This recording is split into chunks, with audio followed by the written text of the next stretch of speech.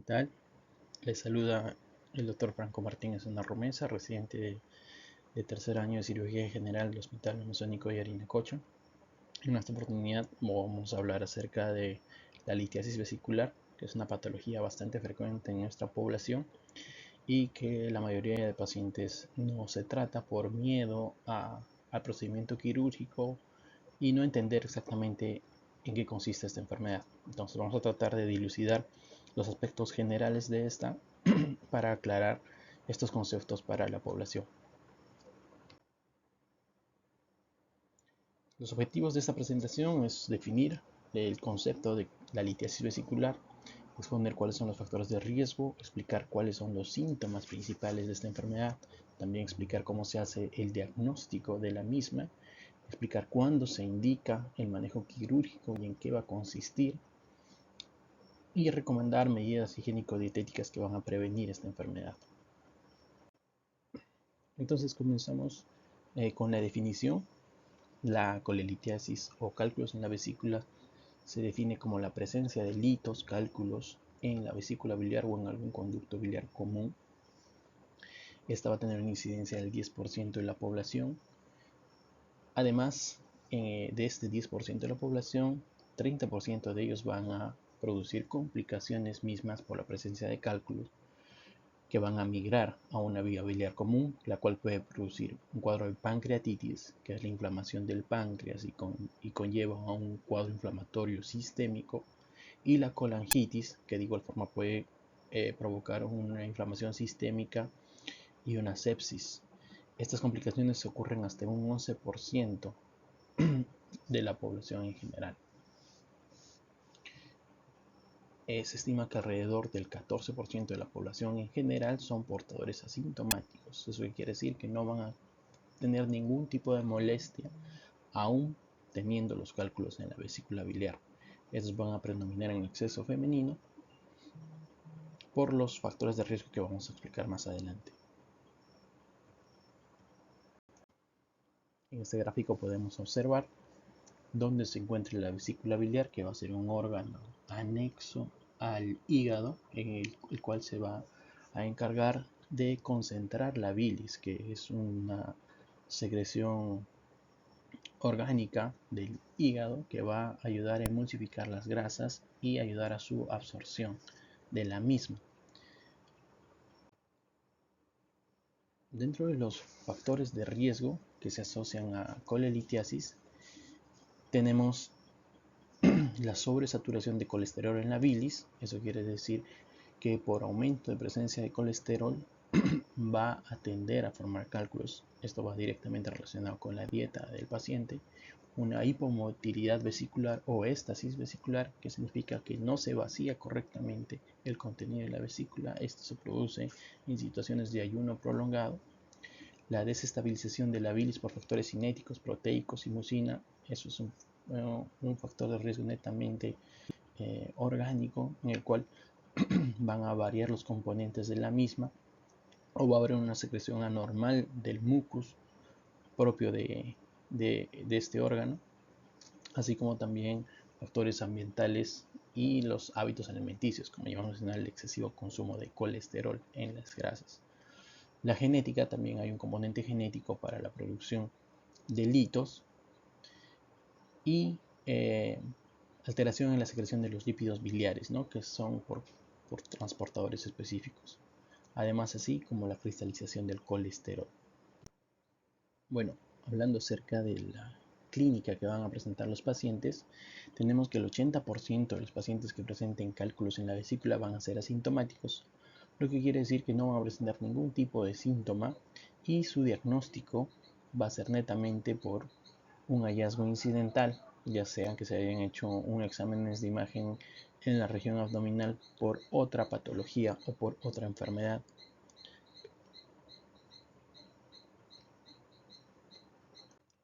Ya dentro de las personas que van a presentar molestias o dolor por los cálculos en la vesícula, vamos a tener que definir qué es el cólico biliar, que es el principal síntoma que se va a presentar en estos pacientes.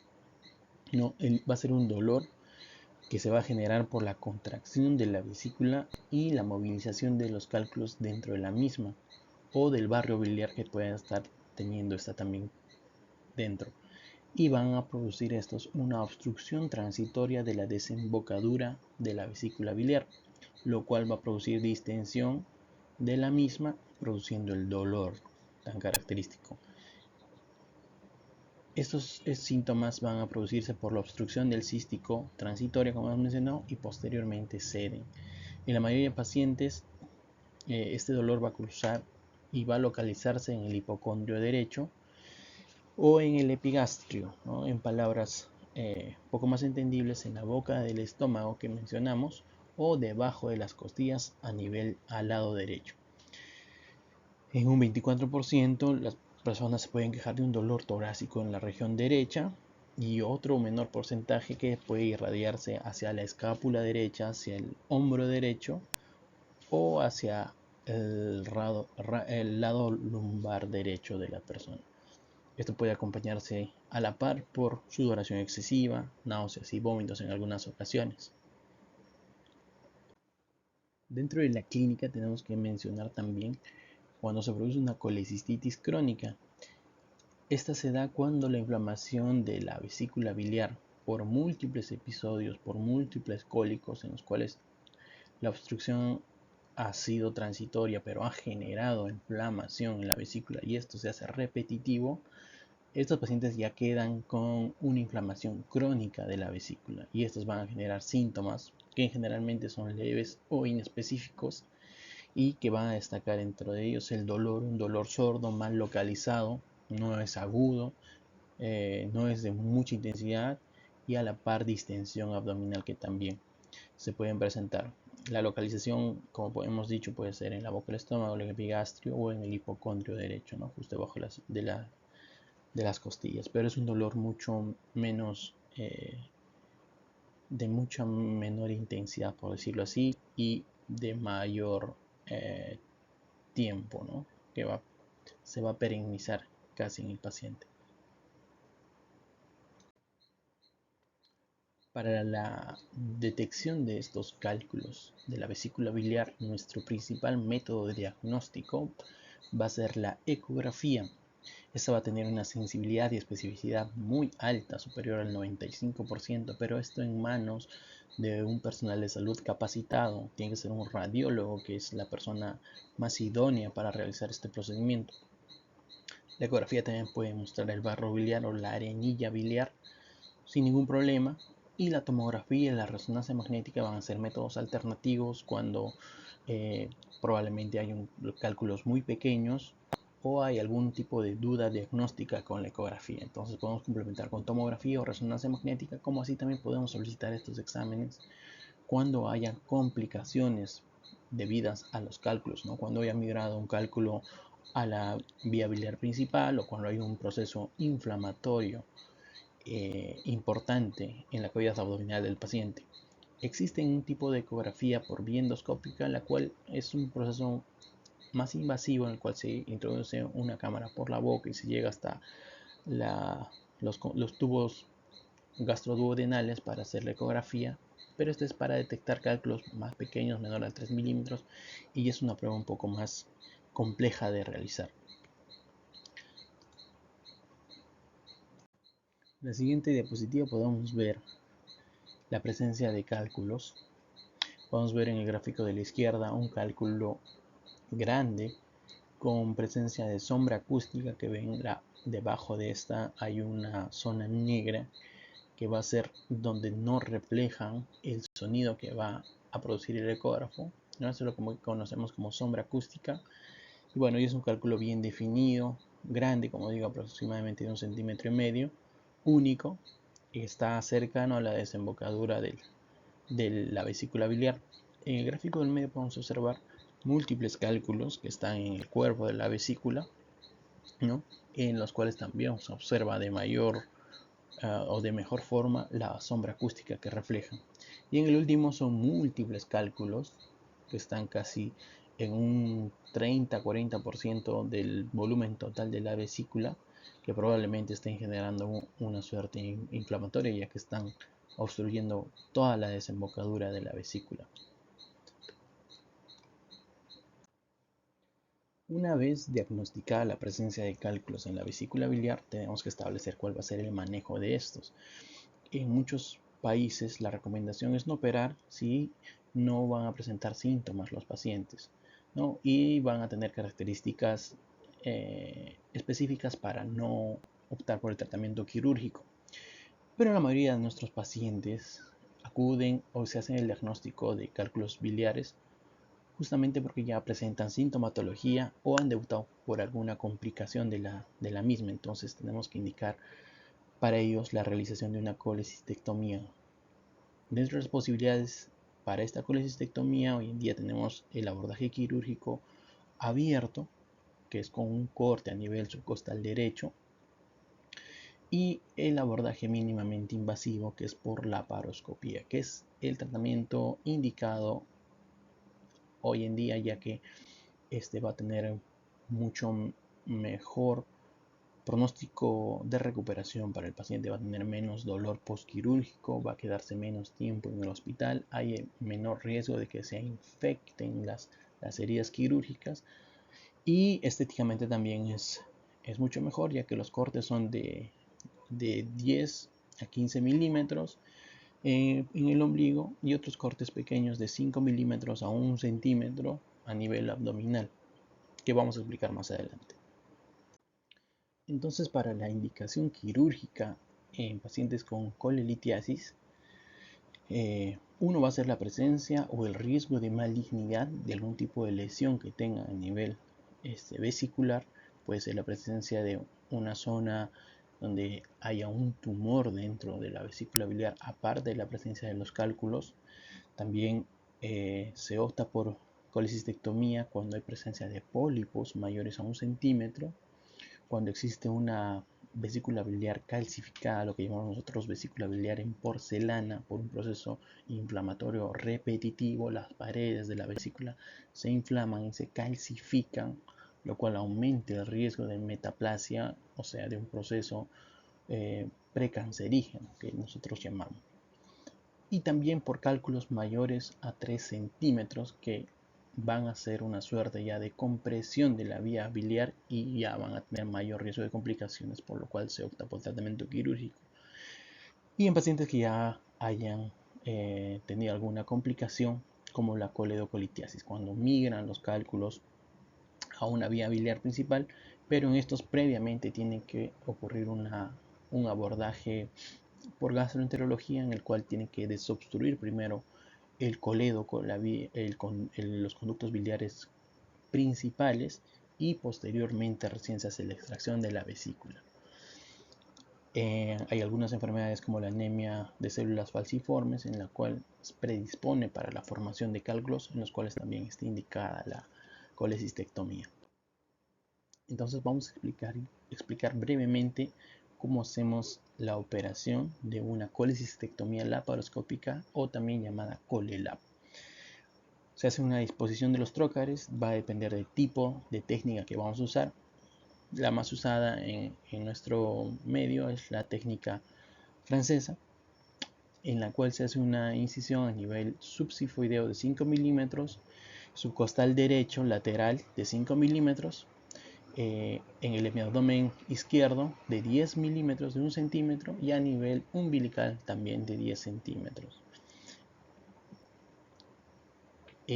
Por esto se va a hacer una insuflación de CO2, que es un tipo de gas, y se va a realizar un neumoperitoneo que llamamos. Vamos a introducir un gas para que se distienda la cavidad abdominal y podamos observar con mayor espacio los órganos intraabdominales. Se va a introducir una cámara, que es por uno de los trócares, que es el trócar abdominal, y vamos a hacer la laparoscopía, que es la visualización directa de la zona operada. Vamos a identificar la vesícula biliar, en la cual hay variadas técnicas para extraerla. Bueno, en estos tenemos que destacar la vía directa, indirecta. Bueno, y uno de los principales puntos en la cirugía es identificar las estructuras anatómicas que estamos viendo en el cuadro superior de la derecha, que tenemos que identificar cuál es el conducto cístico, que es el conducto que une la vesícula al coledo con la vía biliar común. la arteria que va a irrigar la misma vesícula y la vía biliar principal, la cual tenemos que identificar, pero no vamos a, a operar, ¿no? Tenemos que respetarla. Entonces se tiene que clipar y seccionar la arteria cística, el conducto cístico y posteriormente realizar el retiro de la vesícula del lecho hepático, porque está muchas veces adherido al lecho hepático y esto es mucho más evidente en procesos inflamatorios de la vesícula. En pacientes que ya hayan tenido procesos inflamatorios a repetición, generalmente ya hay más adherencias o está más pegada, por decir así, la vesícula al lecho hepático. Entonces, al completar esta disección de la vesícula, sacar la vesícula completamente, despegarla del hígado, se va a introducir por uno de los trócares de 10 milímetros, se introduce una bolsa endoscópica, que es un contenedor plástico en el cual se va a introducir la vesícula y se va a extraer por un puerto de 10 milímetros, generalmente el umbilical, se va a extraer la vesícula. Luego de ello tenemos que revisar la hemostasia, si es que hay algún punto sangrante, se cauterizan todas las zonas y se procede al retiro de los trócares, que son los pequeños tubos que hemos colocado inicialmente, y en algunos casos en los cuales haya habido algún tipo de sangrado, algún tipo de derrame de la secreción biliar por una perforación, se pueden dejar drenes, ¿no? Que son unos pequeños habitáculos que dejamos nosotros, que pueden ser laminares o tubulares, por los cuales va a discurrir la secreción que no queremos que se acumule en el abdomen y posteriormente se van a retirar en los días de hospitalización. Existen opciones de tratamiento de colelitiasis, esto recomendado por las guías prácticas de la NICE, que son unas recomendaciones americanas, en las cuales menciona el consumo de tabletas orales que van a disolver los cálculos, ¿no? Esto es controversial ya que estos medicamentos se van a tomar por un largo periodo de tiempo y posiblemente el resto de su vida, ya que los pacientes van a tender a formar cálculos, ¿no? Por los factores que ya hemos mencionado. Entonces, además, esta terapia de disolución solo va a funcionar para ciertos tipos de cálculos de la vesícula biliar, no para todos. Por ende, su tratamiento es muy controversial. Existe un tratamiento de litrotripsia, ¿no? Por ondas de choque ultrasónicos, que es una técnica indolora y no invasiva, pero esto va a funcionar en cálculos biliares pequeños, ¿no? Para que estos se fraccionen y puedan pasar por el sistema biliar sin causar ningún síntoma del paciente y se puedan eliminar posteriormente. Este método es mucho más costoso y mucho más eh, complejo de realizar. La colecistectomía laparoscópica o colecistectomía abierta son tratamientos radicales, son seguros y eficaces. Sin embargo, estos sí también tenemos que mencionarlas que tienen algún tipo de complicaciones. Puede ocurrir en el intraoperatorio, puede haber infección de las heridas, puede haber hemorragia justamente cuando hay muchas adherencias por procesos inflamatorios a repetición del paciente. Puede haber lesiones del conducto biliar cuando la anatomía está distorsionada o por procesos intraoperatorios complejos y riesgos generales asociados a la anestesia que pueda ocurrir. Tenemos que mencionar también que en el manejo intraoperatorio de los pacientes, cuando se sometan a la colecistectomía, van a generalmente ingresar para una anestesia general, ¿no? En la cual van a estar completamente dormidos y van a estar intubados para el apoyo oxigenatorio.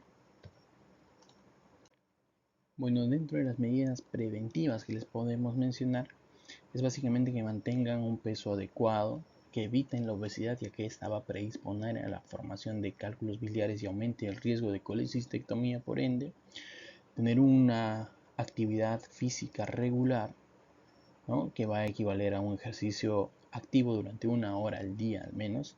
Estos se asocian con un 70% menor riesgo de formación de litiasis vesicular en ambos sexos. Así también evitar éstasis de la vesícula biliar, que hay periodos de ayuno prolongado. Evitar la resistencia a la insulina, que es una patología que se da justamente en personas obesas.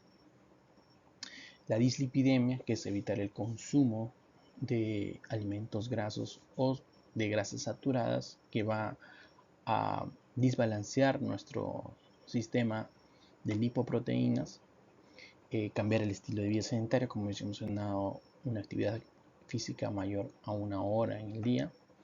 Personas que estén consumiendo algún tipo de tratamiento hormonal sustitutivo van a predisponer también a formación de litos, y evitar de todas formas el consumo de comida rápida, ¿no? Que son alimentos que van a contener un alto índice de grasas saturadas y por ende mayor riesgo de formación de litos. Bueno, y con esto concluimos la presentación. Espero haber podido aclarar algunos aspectos que no conocían de esta patología. La recomendación final es que si tienen algún familiar o ustedes mismos sufren de esta patología, no duden en hacer su seguimiento por los consultorios de cirugía, por sus médicos de cabecera, para que tengan un manejo quirúrgico adecuado, ¿no? En su tiempo, eviten las complicaciones.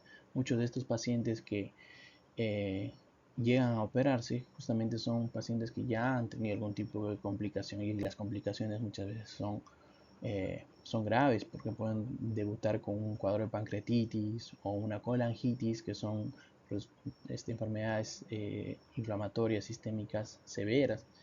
Entonces, para evitar todo esto, una vez diagnosticada la litiasis vesicular de los pacientes, hay que darles un manejo, hay que clasificarlos, hay que programarlos y hay que retirar la vesícula de forma segura.